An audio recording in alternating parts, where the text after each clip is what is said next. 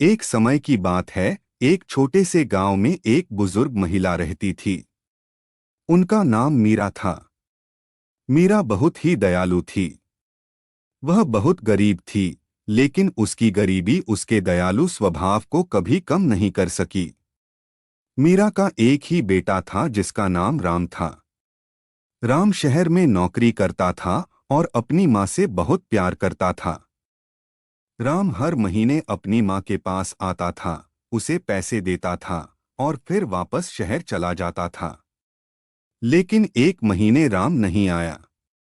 फिर दूसरे महीने भी वह नहीं आया। मीरा को बहुत चिंता हुई। उसके बेटे का ख्याल उसे चैन नहीं आने दे रहा था। वह रोज बेटे का इंतजार करती, लेकिन राम नहीं आया। अंततः मीरा ने फैसला किया कि वह शहर जाएगी और अपने बेटे का पता लगाएगी। मीरा ने अपने सारे पैसे जमा किए और शहर के लिए निकल पड़ी। शहर में पहुंचकर उसने अपने बेटे को ढूंढना शुरू किया। दिनों बीत गए, लेकिन वह अपने बेटे का पता नहीं लगा सकी। उसके पास पैसे भी खत्म हो गए थे। मीरा की चिंता बढ़ गई, लेकिन उसने हार नहीं मानी। एक दिन वह एक दुकान के सामने बैठी थी और रो रही थी। दुकानदार ने उसे देखा और उसके दुख का कारण पूछा।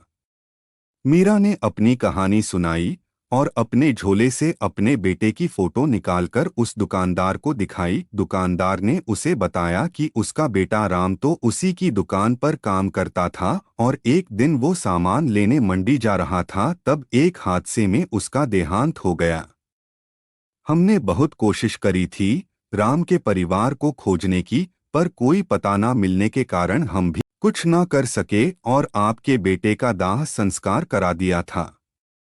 अपने बेटे राम के बारे में यह सुनकर मीरा टूट गई। उसकी आंखों में आंसू थे। उसने अपने बेटे को खोने के दुख को स्वीकार किया और अपने गांव लौटने का फैसला किया। गांव लौटने से पहले मीरा शहर के अनाथ आश्रम गई और एक बच्चे को गोद लेकर अपने गांव को लौट चली, एक नई जिंदगी की शुरुआत करने के लिए।